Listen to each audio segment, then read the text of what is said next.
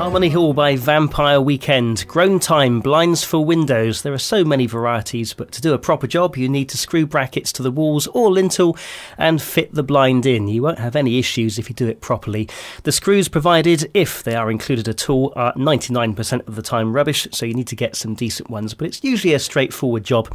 I help out with a family business in soft furnishings who have fitted a lot of blinds. You can now get ones that don't require brackets, screws, and therefore any drilling. Well, I say now you can get them. They've been around for a while, but I've not fitted one until recently. And I say fitted, well, kind of. There are silicone pads on each side of this thing. Coupled with tension, these hold it in place rather than the old school brackets. They do until you operate the blind. Let me explain. We went for this style of no-drill roller blind as there were pipes and cables in the nearby walls, although we could have put screws in the lintel, but nevertheless thought we'd give this drillless design a go. No instructions were provided, but that's common with stuff these days. I'd actually come across these blinds before and was sceptical. I remember watching a video on how they were fitted. I tried to find this video again, but couldn't, although found another official one that lasted less than a minute, so barely went into any detail.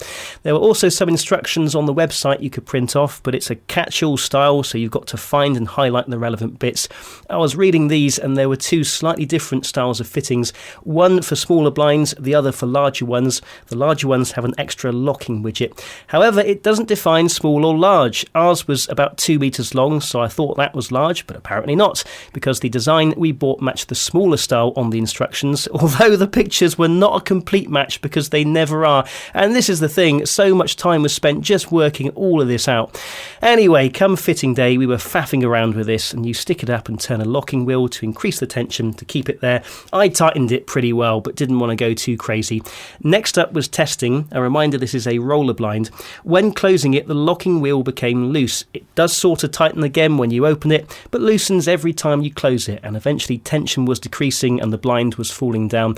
In the end, the client said she put some kind of bracket, presumably with adhesive to support the thing, but the whole idea was to avoid doing that in the first place.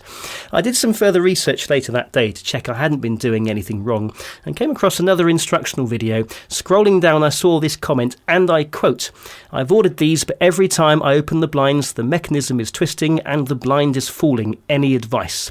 The mechanism twisting will refer to the locking wheel loosening, so at least one other person has had the same issue as me. It's just a naff design, we didn't fit it wrong. Same old story, the old ways are the best. Fit your blinds with brackets, decent screws and plugs, and then it will be happy days.